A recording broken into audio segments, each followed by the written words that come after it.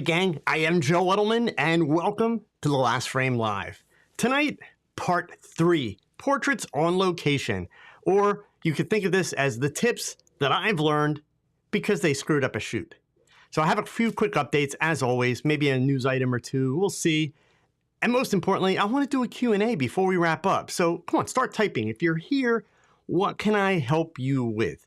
I'll do my best to answer all of your questions. And it's been a week or two since we've had a good Q&A. So if you're watching live, first of all, thank you for showing up an hour early. I'm doing a Camera Club presentation tonight right after this, so I needed to move this up a little bit. But please, if you haven't done so already, leave me a little note in the chat. Let me know who you are and where in the world you're watching from. Already, we've got, let's see, Lawrence just stuck in here from Rugby, England, Cloudstrife in Arcadia, Travis in North Carolina, Steve on Thursday in Australia, Charlie in Mexico. God, we got people here from all over the place. Lynn in New York, James in Indiana. I got Alvin in Virginia. Who else is here? Canadian Source Rex, Mike from Montreal, and Steven just snuck in here, and he wants to know about high-speed flash or regular flash for outdoors. Ooh, Steven, that's a dangerous question, but I'll tackle that. Listen, gang, if you're watching afterwards on the replay, no sweat. Leave me a little note in the comments below the video so that I would know you were here. All of you are part of a growing global community of photographers in over 100 countries who tune in to watch The Last Frame every week. And for that, I'm going to work really hard to help you with your photography in the next 60 minutes. And of course, you know, it would help a lot more people find out about The Last Frame if you could do me a solid. Hit that thumbs up below the video.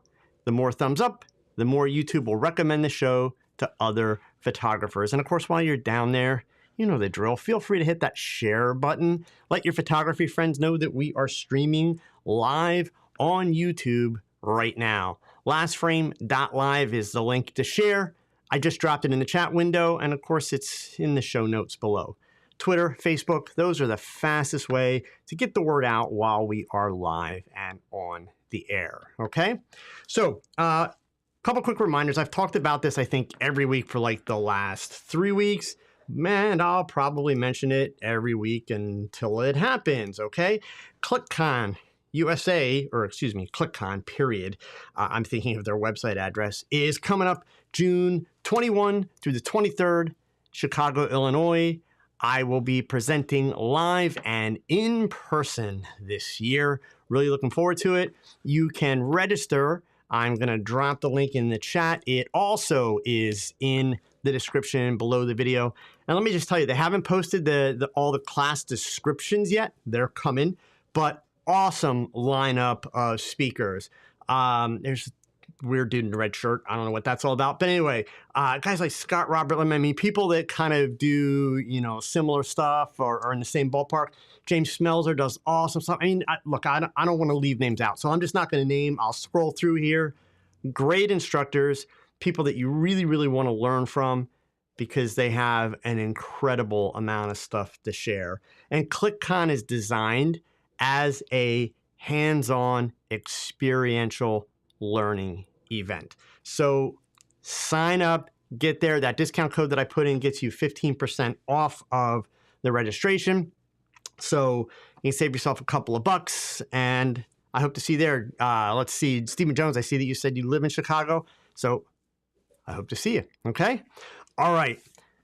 You know what? Let's forget photo news. I saw a couple little things that were like, you know, floating around, but honestly, nothing exciting. I mean, heck, Sony didn't come out with a camera. In fact, I don't think anybody came out with a camera this week, so that's big news, right? We don't have to debate whether or not we should even be paying attention to this. So who cares about that stuff?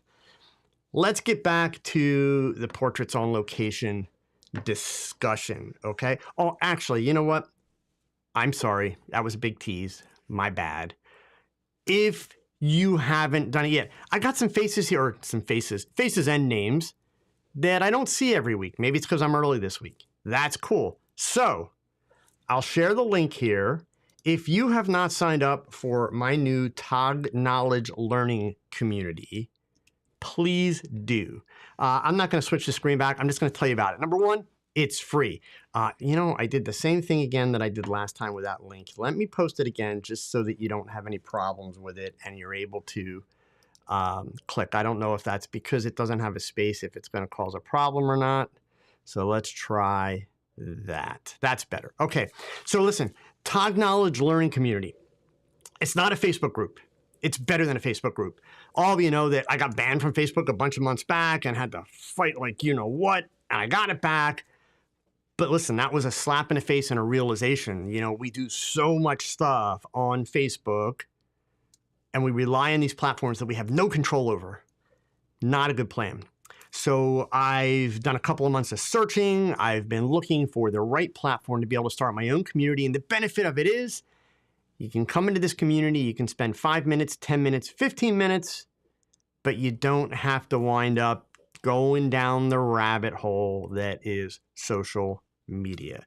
We have a lot of the same kind of features. We have discussion threads. We have all kinds of image reviews and photo shares and events where we do Zoom, kind of town hall meetings.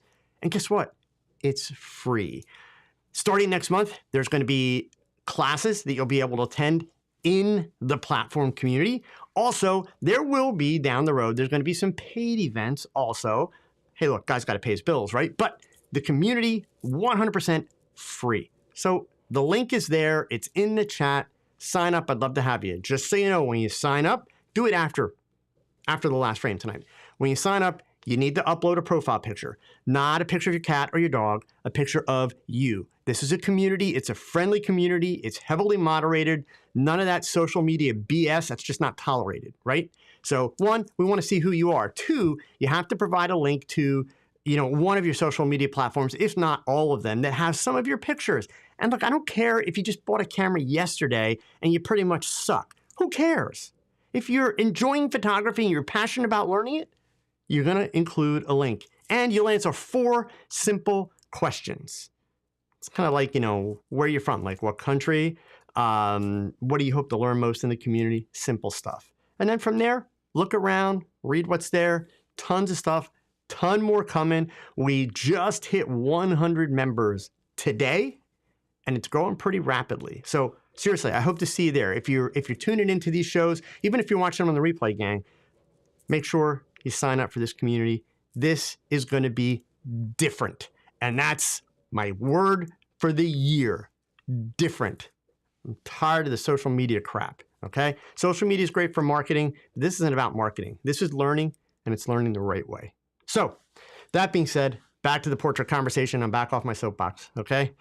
What I wanted to do tonight, in fact, let me go ahead. I'll switch over to my images again. Same images that I've had in here the last 2 weeks while we've been talking. Okay? I realized that as I went through everything, last week was a lot calmer and a little bit more focused. So I got all the information for you that I wanted to give you last week. But I realized that along the way, I've dropped in a couple of little tips that you might have missed, things that are the kinds of things that people don't usually think about.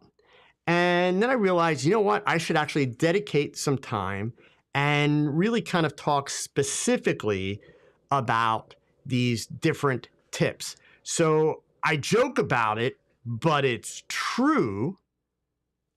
These are tips that have come about because at some point in time, they almost ruined, or at least caused me a major headache during a shoot. So these are kind of the experience tips. You're not going to read these in books. You may catch some of them if you pay really close attention. You might catch some of them in some of my YouTube videos, the tutorials that I had done. You might catch some of them here on the last frame. But these are things that I promise you want to work them into your workflow. Some of it's prep. Some of it's gear or accessories that you're going to take with you when you do a shoot. You want to work them into your workflow because, plain and simple, they're going to save your butt at some point, right? So, remember, we're talking about portraits on location. So what does that mean? That means that we are dealing with Mother Nature. We are at the mercy of Mother Nature. So you have to consider temperature. You've got to consider wind speed. Those are 2 Super, super important things. Now, look, a lot of you are going to say this is obvious, and I'm going to nerd out here for a minute, and I'll be honest about this. You guys hear me talk about walking my dogs every day, in the morning and in the afternoon. We do a 1 mile walk, same walk, boring as all get out, but they love it. They live for it. So every morning when I get out of the shower, I have an Alexa. Oh gosh, and of course I said it. Oh, she didn't activate. There we go. I have one of those in, my bedroom, and so I ask it 2 questions. What's the temperature? And what's the wind speed? Because we all know, especially if you live here in the Northeast and Middle Atlantic portions of the U.S., that you can have, what sounds like a mild spring temperature, but it's actually freezing outside because the wind speed is like, 12 or 15 miles per hour. So there's an incredible chill factor that goes with it, right? So I always check both of those things. I would encourage you strongly, anytime you're planning to go shoot outside, any time of the year, make sure you know what the weather forecast is. Make sure on the day of the shoot, because obviously you don't really get predictions in advance for what wind speed is going to be, but you can certainly look at the weather and assume that, hey, if there's a chance that it's going to storm that evening or rain that evening, in all likelihood, it's going to be a little breezier than normal that day because that means there's probably a weather front coming or going, right? So this stuff is important from a planning standpoint, and that's probably one of the toughest things, aside from taking pictures, right? It's one of the toughest things about doing location shoots is scheduling because you are at the mercy of Mother Nature. So sometimes you're going to schedule shoots and the weather's not great, but you got to make it happen. So on the fly, you may have to change your plans for your location. You may have to change the plans in terms of how you wanted to shoot it. Even if you're one of those photographers that likes to go ahead and take out the 600 watt second strobe and overpower the sun, you do that on a cloudy, overcast day, there's a good chance that's a whole different picture that you may not like, or maybe that's actually the solution to the problem. Either way, the point is you need to know before you go. So you should be looking at weather forecasts when you schedule a shoot. You should be looking at weather forecasts leading up to the shoot. If there's any chance in the forecast that the weather is not going to turn out the way that you want it to or think it's going to, you should have a plan B for the alternative weather. Having the plan B in your back pocket, so to speak, gives you confidence. It also gives your subject confidence in you, because if things aren't what you had both hoped for, you're not wandering around like, maybe let's go see what's around the corner. And after you've now walked your subject 3 miles around wherever, you're still thinking, gosh, I don't know, maybe we'll try it here.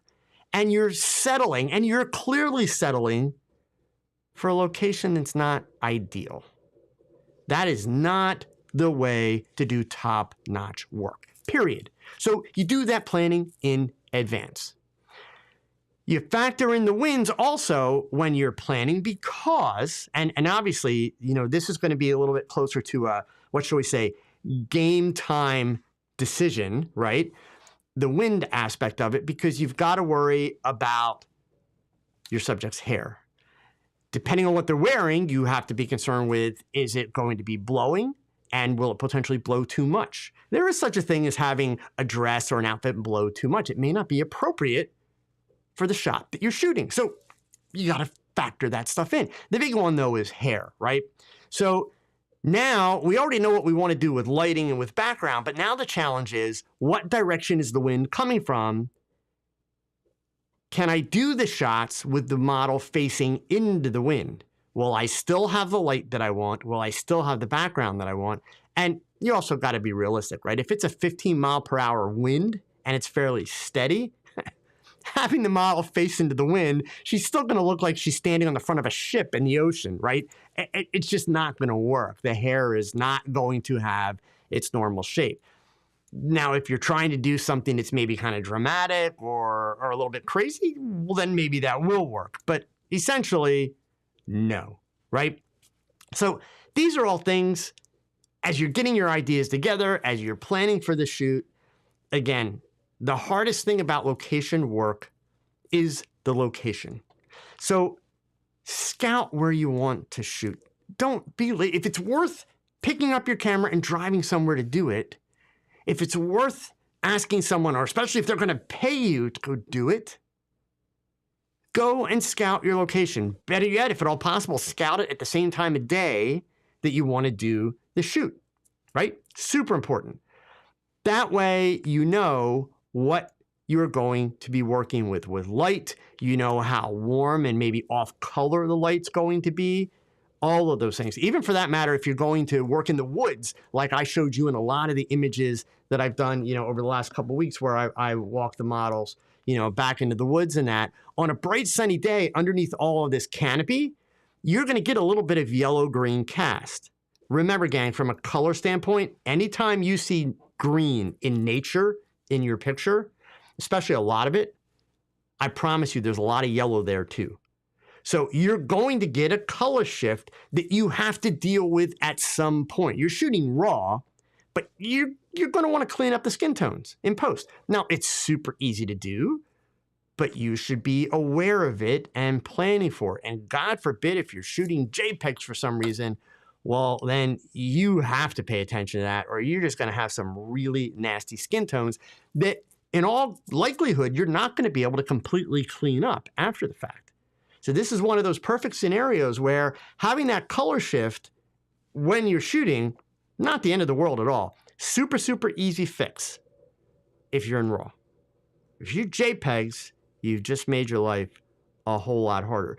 But even in a situation like this, if I'm working maybe on an overcast day and I've got a lot more green and a lot more yellow, the solution is find a spot that's closer to the edge of these woods so that the canopy is actually mostly behind the subject and so that the subject's kind of out in front of it in more open area. Now I've eliminated that color shift, right? So we come back again to that word, location. You've heard that old phrase, location, location, location, right? It's all about the location you're going to shoot at. Also, it's worth pointing out, I mentioned this last week, and I showed you a couple images. This is a picture where it's meant to look like a college campus. And this is actually, it happens to be a door on a college campus. Let me find another one. So this is a picture that's obviously, it's meant to look like the girl is on a tennis court. And she is on a tennis court, and you can tell that, but you can't see the net.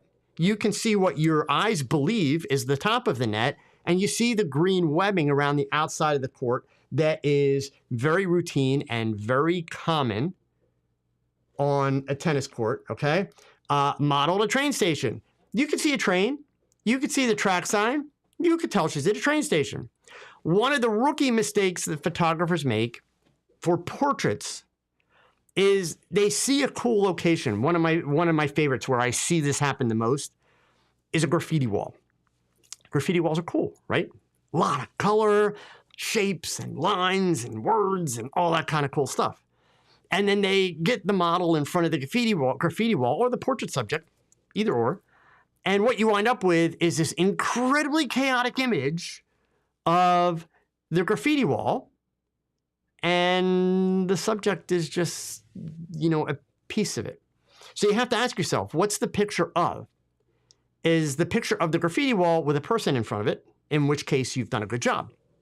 Or is the picture of the subject and you're using the graffiti wall to give it a sense of place or mood, etc.?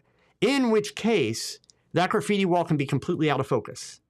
In which case, you don't need to show a lot of graffiti to know that it's graffiti, right? And this may be the world's biggest graffiti wall.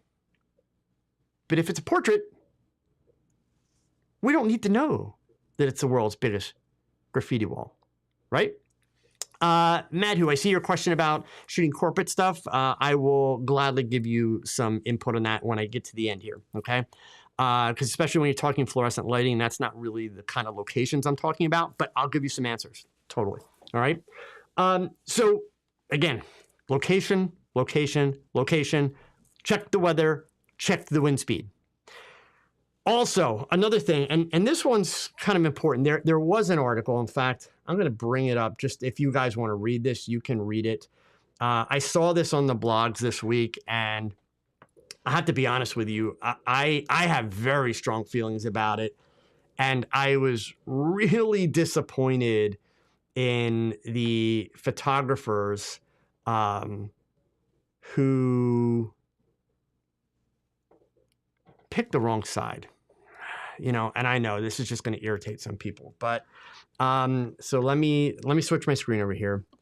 This was an article I saw on Petapixel. Bridge photo shoot leads to heroic rescue by brave firefighters. So here's the rub, and I'll share the link in the chat for those of you that are watching the replay. It's not in the discussion underneath, but I will add it. So if for some reason you get to the replay and it's not there, by all means, send me a nasty message and I'll make sure it gets there. But look, here's the thing. The short story is this. This was a circus performer, so a trained circus performer who travels the world doing stuff like this. A second circus performer helping, and a photographer who's photographed circus performers and done all this kind of stuff. So basically, these were three really experienced people at doing this. And the circus performer was hanging off the bridge. To give you a kind of sense of the pictures that they do, this is like an example. This is not the picture they took in that location. But anyway, somebody driving by saw the girl hanging off the bridge and called 911. The fire department got there, and the girl was going to climb back up because she's done that many times, many locations. The fire department was like, no, stay right there. And they rappelled down with ropes, and they rappelled down with ropes to get the photographer, and they turned it into a rescue, yada, yada, yada. And photographers are going on nonstop. Not all of them. And in fact, I noticed since this article was posted, a few photographers with some common sense have chimed in. But photographers were making fun of the fire department. Like, I suspect they turned this false alarm into a training exercise. Gang, this was not a false alarm. No. Creatively, I think what these people are doing, images like this, I think it's really cool. I will say, just my opinion, if I had the opportunity to have a circus performer hang off a bridge like that, I want an image that's a hell of a lot more epic than that. But hey, that's not the point, right? When we're talking about location, make sure you are in places that you can either shoot without permission, meaning it's public and you are allowed. And if not, make sure that you are getting permission. Frequently, all you need to do to get permission is simply talk to the property owner politely. Now, certainly, if we're talking about like an office building or the headquarters of a major corporation, yeah, they're going to tell you no dice, right? And they're right, okay? They're absolutely right. So the fact of the matter is, ask. And especially if you are working professionally and you have taken a model to a location, understand that that model hanging off the side of the bridge, you're responsible for her. Or if she's on private property and you've told her to go there, you're responsible for her. So be smart and be respectful. These people were working inappropriately. I think their concept is really cool. I really do. But they should have gotten permission. Period. That's just how it works. And all these photographers pissing and moaning about, the fire company, all this. Look, gang, if we don't have rules and we don't have laws, what do we have? Just be respectful. Ask. So I bring that up because it's a super, super important element of doing any kind of location shooting, right? Be respectful of where you're shooting. Be respectful of what's in your shot and what you own and what you don't own. And none of this is to discourage you. It's part of the process. If the image is worth making, it's worth knocking on a door and introducing yourself. Share a business card. Who knows? It could turn into business down the road. If your picture is going to prominently feature whatever that is in the background, tell the people you would gladly give them a copy of the image. Ask for an email address. Or you have their mailing address because you're standing on their property or at their property. Send it to them, right? So again, doing business the right way is going to pay off in the long run. So a couple of other tips. I want to move on here. Some things that I would encourage you to stick in a little bag, maybe a backpack, right? And take with you anytime you're shooting outdoors. And by the way, don't assume. You know what happens when you assume, right? We've all heard that little analogy. You make a ASS out of you and me, right? Don't assume that if you're working with a makeup artist, that the makeup artist is going to be prepared for this. So a couple of things that I always have with me when I go out to shoot on location. So obviously I already talked about from a lighting standpoint, I have a reflector. I either have a collapsible disc. I like white. I rarely use silver or gold. I know somebody's going to ask, so let me explain that one first, right? Gold changes your skin tones in nasty ways. Somebody's going to ask me, well, what about if you're photographing somebody of color? Don't you like gold then? No. A person of color has brown skin of varying, degrees of darkness. Brown has a tremendous amount of yellow in it naturally. So to use a gold reflector on a person of color, you're just multiplying the amount of yellow to the point that their skin tones are going to look, honestly, in my opinion, ridiculous. So I don't use gold. Again, extremely rarely. Silver, I'm not a fan of for a couple of reasons. Number one, since you are going to place that reflector in sunlight and then aim it at the subject, silver is like having a mirror. So it is actually going to increase the intensity of the light, and then you're going to aim it at your subject's face. So you're going to create a situation where your subject is going to be squinting because the light is way too bright. So I use white. Bigger the better. If I'm using a collapsible one, I want one that's at least 36 inches, maybe a little bit more, okay? And if I'm taking out one of my foam boards, it's going to be my dollar store or Walmart reflector, which is, the 30 by 36 or something like that, okay? It's about 3 feet. That's going to be what I'm going to be using. So I want simply white reflection, done, period. So number one, that's going to go with me, all right? Another thing that's going to go with me, and by the way, I have a video, one of my older tutorials on YouTube about how to hold a reflector properly. So please check that out so that you are not doing like they do in the movies and holding the reflector down underneath your subject. If you've ever done that, or worse yet, if you're still doing that, stop. Just because there are some idiots on YouTube that do that doesn't mean that you should. And yes, I stand by that statement. You put light under a person's face when you want to make them look like a zombie and have shadows on the tops. So I'm not talking about using the reflector for fill. And by the way, using reflectors outside for fill, you can do it, but you got to really pay attention, because if you get that reflector too close, even a white reflector, you're going to put shadows on the top. Stupid. The way you use reflector is you put it above your subject, aim down, just like you would a light source. So I'm referring to using the reflectors in the way where I've got my subject in the shade and I want to create my own light source, but I don't want to take a strobe or an LED light out. I'm going to use that reflector. It needs to be above the eyes, just like I would place my light source. So you can find that if you go to my channel and on the little magnifying glass, just type in reflector, you'll find that video, okay? So the other things that I take with me, this is one that always, like, if you ever want to get an eyebrow raise out of your model, male or female, and especially your makeup artist, and don't be surprised if you have some makeup artists like completely cringe and then also be like, don't you use that. I promise you, this is the best thing ever. It's this. I always take a can of good old-fashioned Aquanet. So let's be clear about a couple of things, right? I know that I'm older than a lot of you. I don't use this because I'm old, right? Because believe me, this stuff's been around, I think, since like the 1950s, right? I use it because it's junk. So now, process that for a minute. Why would you choose to use crappy hairspray, Joe? because I'm not going to use it to create a hairstyle. What you need to know, gentlemen especially, ladies, you already know this.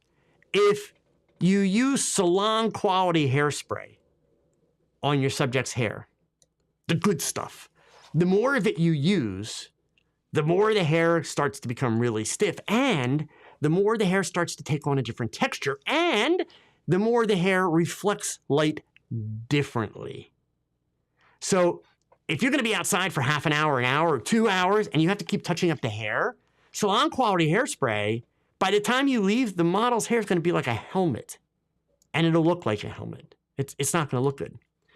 This stuff, you could dump a half a can of hairspray on their head, and it'll hold for about 10 or 15 minutes, and then you could literally brush it right out.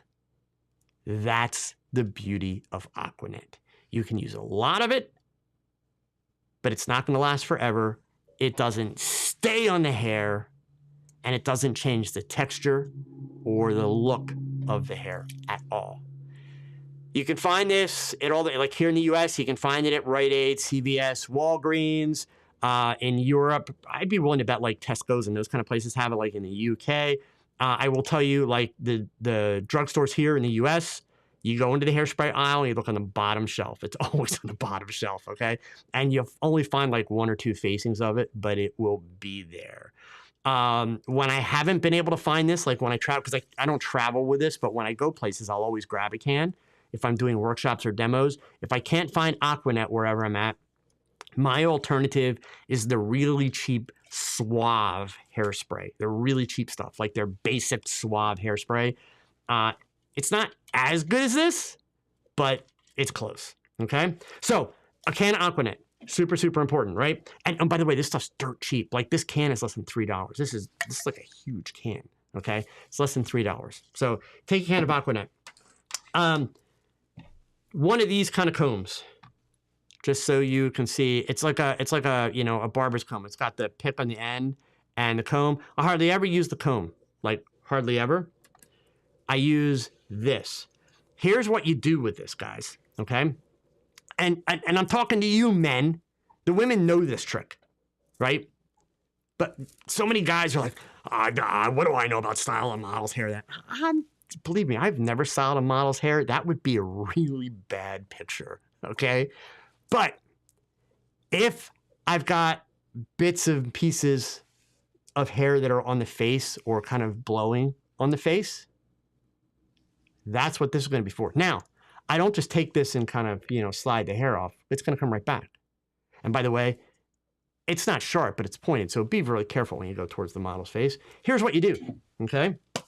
You take your can of Aquanet, and I'm not going to spray it because all my gear's here, but you spray Aquanet kind of heavy on the tail. Stephen Jones was telling me it's called a rat tail. I'll take your word for it, Stephen. So you spray the Aquanet on the rat tail, and then you slide it down and slide the hair off. And sometimes you kind of have to pull the hair back a little bit and you kind of hold it and give the Aquanet a chance to start to dry. It'll dry really quick, and then it's going to hold the hair in place for a few moments until the wind blows again. And then you fix it again. But it works. Same with keeping hair off the neck, keeping it back off the shoulders, all that kind of stuff. If you're getting frizz on the outside, spray the Aquanet on the rat tail and literally just kind of run it down the outside of the hair. And it will take it out, right? So it's a great way to get rid of the flyaways. Another thing that'll work, if you have a girl that's just got really frizzy hair, like especially if you're shooting the wrong time of year and the girl's hair is dry and it's frizzing, you can thank TikTok for this one. I just learned this one recently, but I'll tell you what, it works. It's amazing. Take along a piece of aluminum foil, like 6 inches wide. So, you know, grab your box of aluminum foil and just rip off a 6-inch section of aluminum foil. And if the girl's got really frizzy hair, fold the aluminum foil in half and just go down the outside of the aluminum of the hair with the aluminum foil. It kills all the frizz. I don't know how. I don't know why, but it does. The aluminum foil is amazing, okay? Now, a couple other little things that I always take with me. And I literally have a little tiny black pouch that I throw in my equipment case. It's like those clothing pouches that you get when you travel that you can like put socks in one, t-shirts in another. So it's a little one, right? So I have my comb with the rat tail. I always have a couple hairband. Whoops. Let me get you back here, guys. Sorry.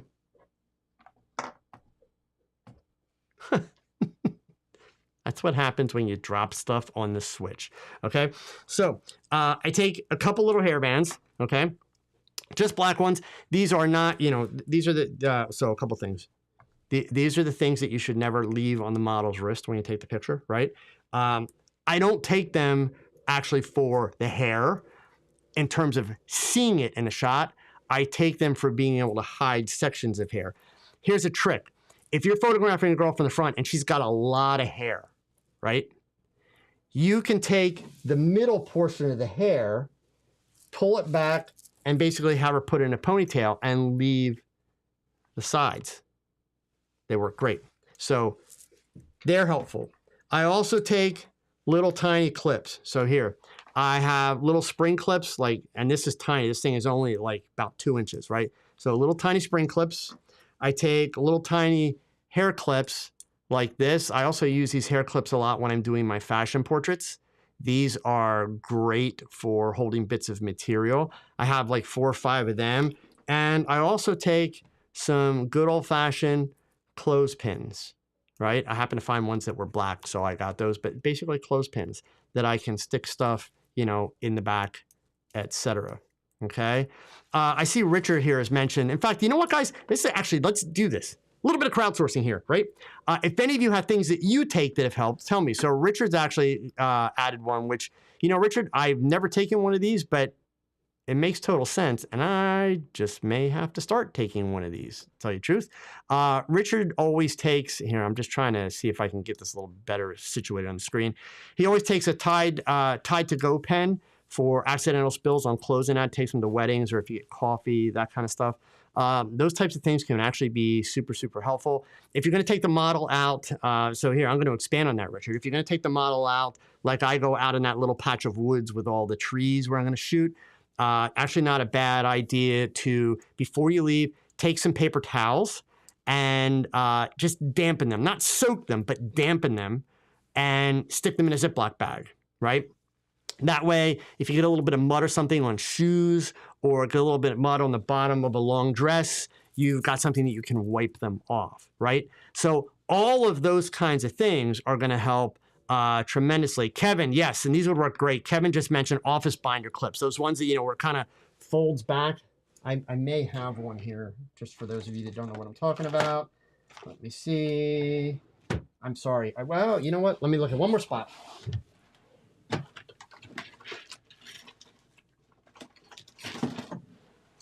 I got him. All right, here. So what he's talking about are these kind of clips. Kevin, that's a great idea, actually. Okay, so office binder clips are these guys where like the ends, you know, fold up like that. So you can hang stuff, but then, you know, really what you're going to do is just use them as a clip. You can never have too many of these kinds of things, right? They're going to help you at some point. Steven's mentioning that he takes bug repellent. Yeah, especially if you're going out like into nature, out into the woods. Definitely a great idea. Matthew says he always takes lens wipes for cleaning dirty glasses. Yeah, I mean, I never move 5 feet without lens wipes because with my glasses, yeah, I get them dirty all the time. I need them even just for shooting because I'll occasionally smudge the glasses, that type of thing. So all that kind of stuff. Joe's here saying baby wipes and a small first aid kit. You guys are great here. Richard, Velcro cable ties for electronics work great because you can add them to each other and extend them. Awesome, really cool.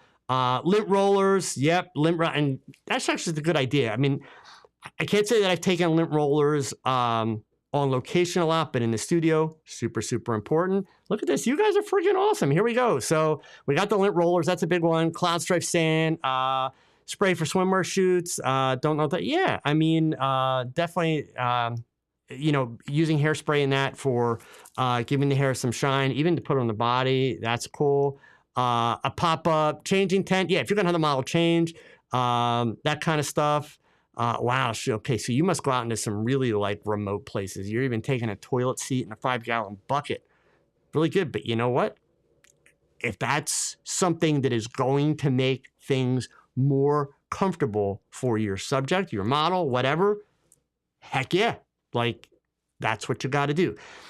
The bottom line on this kind of stuff, this was awesome. You guys are giving me some great stuff here. The bottom line in this stuff is the more comfortable you make your model or your portrait subject, the more prepared you are for the things that could happen, the less friction, the better your shoot's going to turn out, the better your picture's going to be, period. That's the whole point. So I'm not, James, makeup blotch sheets, yes. And I will tell you, gang, like even a makeup blotch sheet basically is something that you can buy. You can find them at, I believe you can find them at drugstores, but you can get them online also. They're sheets basically meant for blotting the makeup. Let me make that a little bit bigger. A big mistake that people will make is they'll take a tissue and let's say somebody's shiny and they rub. Well, when you rub, you're smudging makeup. Bad plan. And by the way, there better be makeup to smudge. Come on now, right? You want good work, you're going to shoot with a makeup artist. So if you're desperate, you can use a tissue, but if you're going to do it, fine. Or if you're going to and in fact, my advice is, honestly, you never let your model do this stuff. Ever. Ever. If there's blotting involved, if there's because remember, like these flyaways that I was talking about, the model can't see that stuff. So please, gentlemen, don't be the guy that's like, I can't do hair, and then hands the stuff to the model. She can't see it. So you can't ask her to do it, right? Even if, like, the model's hair is in front of her shoulder and it should be behind the shoulder, don't ask the model to do it, because what's any girl going to do? And ladies, I'm not picking on you, but what's any girl going to do? She's going to go, bing, and flip that hair back and just make it messier. Teach your subjects to not touch their hair. Another little trick. What does every girl do when they go on the set? And guys do this too, but they go on the set, and the minute you got them where they want to be or where you want them, what are they going to do? All the time, their hair is just dangling down, right? So you have to establish really early on, you don't worry about that stuff. Now, if you hear me talk and you hear me do other presentations, you know you have to tell them why. You can't just say, don't worry about your hair, don't worry about your outfit, I'll take care of it. No, because especially if it's a girl, young girl, she knows what she likes. She knows how she takes care of things. She looks at you, likely some, middle-aged dude, like, yeah, like what's he gonna know? I'm not gonna trust him. Also, they want to look good, plain and simple. They always look at their outfit. They always fix their hair without a mirror. So in their minds, they know what they're doing. So if you tell them don't do it, you've now told them something that's completely not rational in their minds, which is going to make them nervous and put them on edge.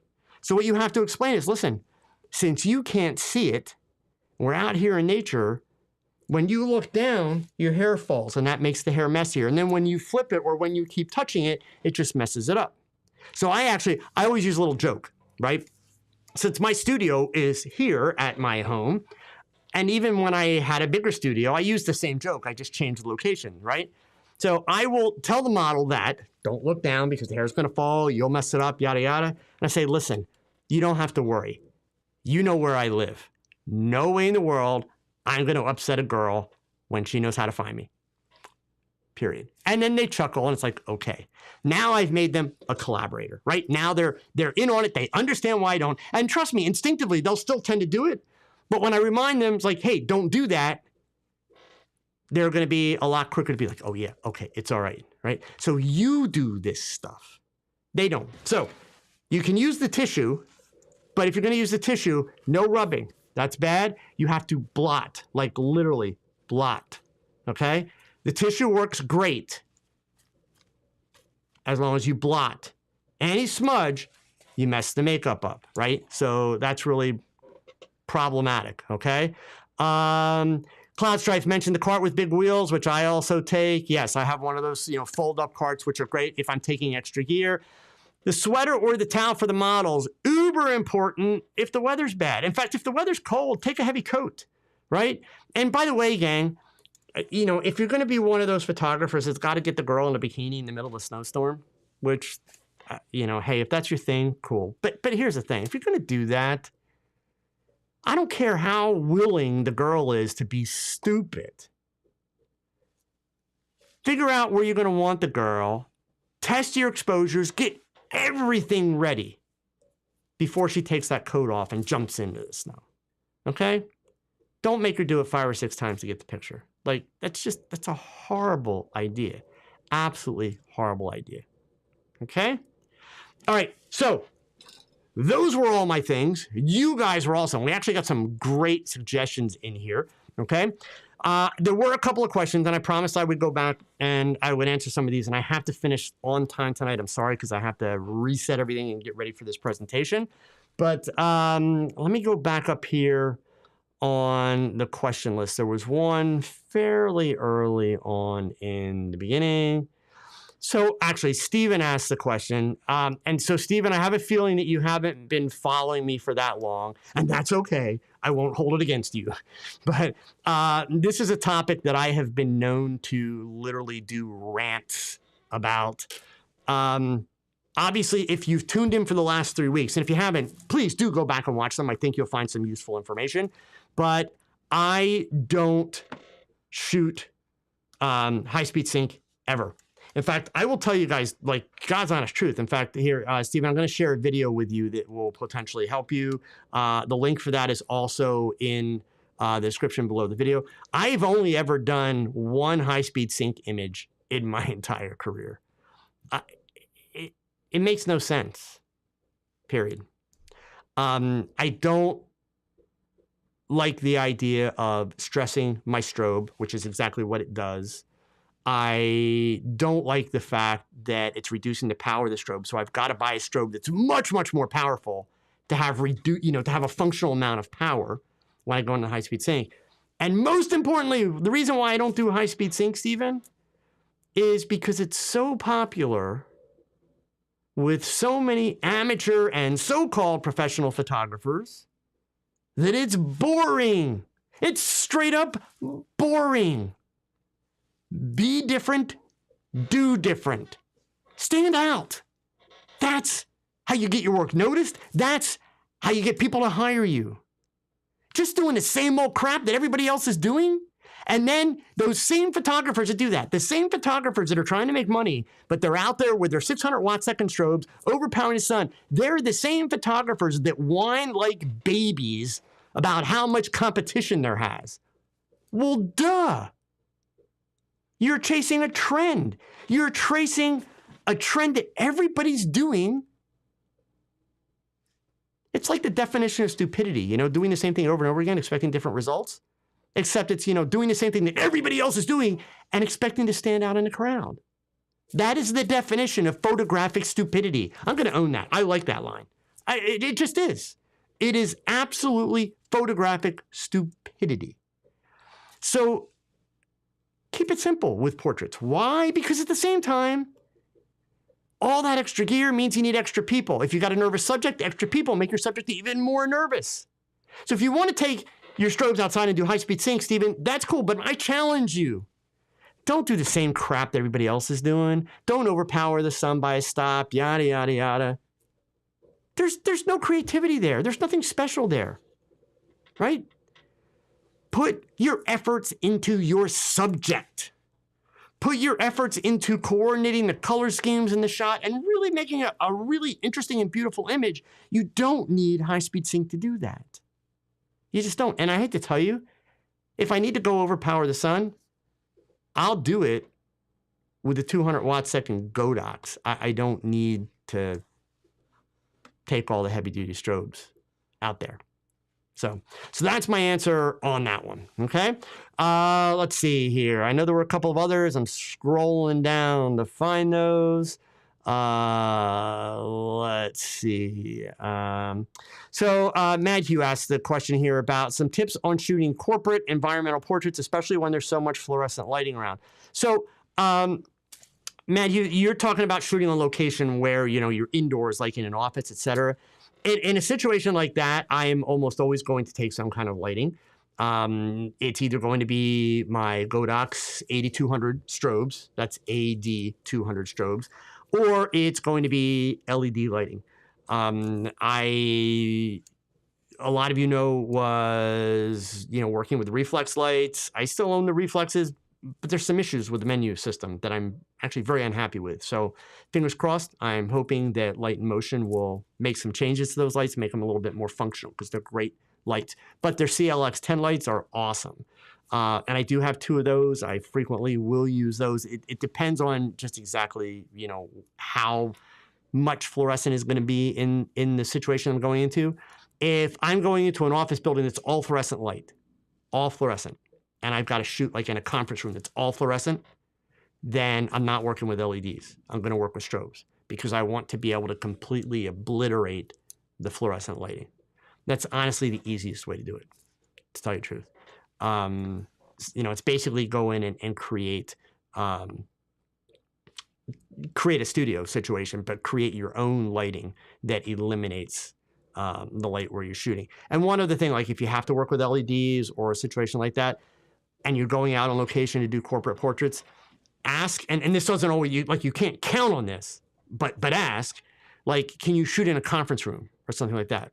Because if you can shoot in a conference room, or maybe somebody's office or meeting room, something, then you can turn the lights off or turn the lights down, right? If you're in a big open space, like shooting in a company's lobby or something like that, well, you can't turn the lights off here, right? You're at the mercy of whatever light's there.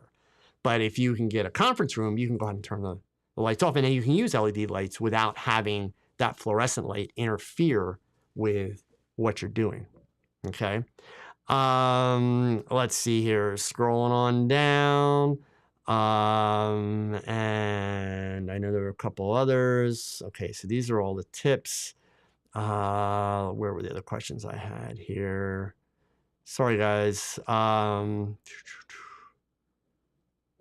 And so Jeffrey actually makes a point here that's worth just mentioning this. So high-speed sync was created to solve a particular niche problem, and then photographers tried to be different and use it for things that it was never designed for, and for which there are so many better choices. So, Jeffrey, look, I guess in fairness to the concept, you are absolutely correct. It was created for something completely different, and people were being creative by doing it. I always respect that. That is brilliant. What I don't respect are the zombies. For those of you that haven't followed me long enough, zombie photographers are the ones that just mindlessly, like a zombie, mindlessly follow all the idiots they see on YouTube. They're doing the same thing because they're all doing the same thing. That's boring. Where is the creativity in that? Where is the satisfaction in that? How can you possibly expect your work to be respected or to be considered interesting? And why would anybody pay you for that when there's 100 other people doing exactly the same thing? All of you here are old enough to know what a Xerox machine is. A copy is never as good as the original. Done. And that's why you hear me say, if everybody's doing this, you can bank money. I'm over here. What I'm doing may not be as cool as what they're doing. I don't have to be the coolest guy out there to make money. I just have to find the people that appreciate what I do. And then I have to treat them right and give them a good experience. And I'm going to make plenty of money. In fact, I'm going to make more than those ones over there chasing the first guy. That's the point, right? So let's see here. Samuel, how do you deal with models applying smartphone filters on your Photoshop edited images? Samuel, you're going to hate this answer. And it's going to be my last one for the night, gang, and then I got to go. I don't deal with it. I've never had to deal with it. I've never had a model apply a filter to my Photoshop images. So I'm not going to pick on you directly, Samuel, but I want you to understand something.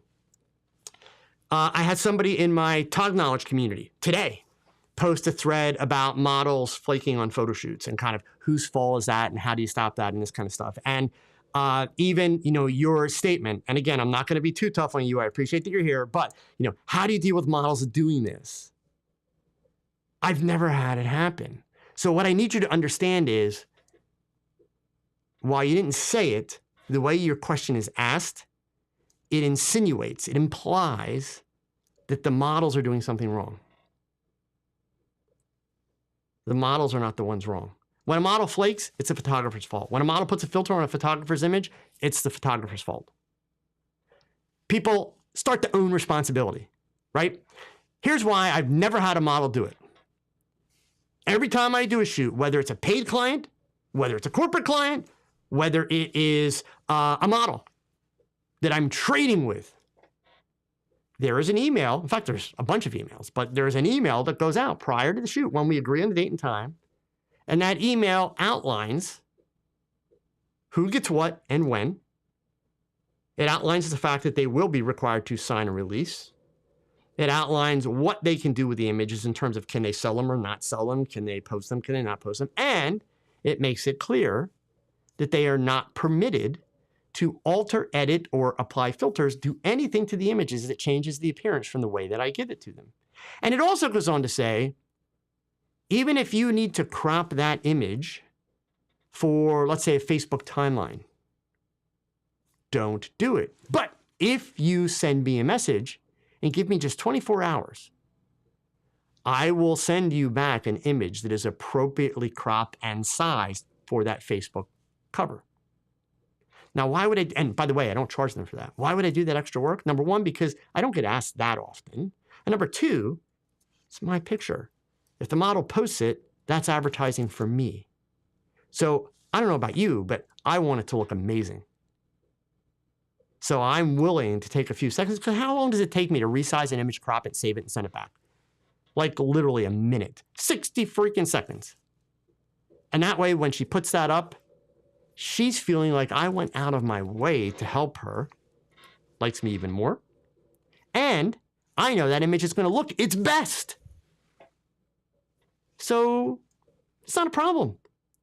But the fact is, the reason why I say it's your fault is you've obviously never discussed it with your models. So what did they do? They assumed it was okay. Why shouldn't they assume it's okay? Right? So it's all about communication, gang. It's simply about communication. Right? You notice all the stuff that I talked about tonight, all of it, whether it was the shooting, all of it, it's about details. It's about paying attention to details. Success in life, it's in the details, right? It just is. So Samuel, I promise, if you change that habit, your problem goes away. You'll never have an issue again, ever, okay? It's real simple. But that's the best way to deal with it. And you can extrapolate from that the whole idea of models flaking on a shoot and imagine where I go with it, in the sense that I've never had a problem with that, right? It's absolutely not an issue. So, all right, gang, I got about 2 minutes here, less than 2 minutes. First of all, thank you. Second of all, next week, what do you want me to dig into? I'm giving you guys a shot here. Start typing and type quick. What do you want me to dig into that I haven't talked about, or maybe haven't talked about in a while? I've got a couple ideas, but I'll be honest, I'm not super excited about the things that I'm thinking of. And of course, I will spend the week thinking of something that's interesting. But what would you like me to dig into that I haven't talked about in a while? And by the way, I will grab the tips from the chat and later tonight. So if you're watching this before like 11 o'clock Eastern time in the US, I'm still teaching. So I haven't had a chance, but I'll grab all these tips because I don't let the chats replay anymore, but I will put the tips in the description that everybody contributed. So for those of you that did, thank you. Like, I love it when I can get people to share things that work for them and that kind of stuff. And I think we need to do a little bit more of that, right? So anyway, please, if you're here and you're not a member of Tog Knowledge, sign up.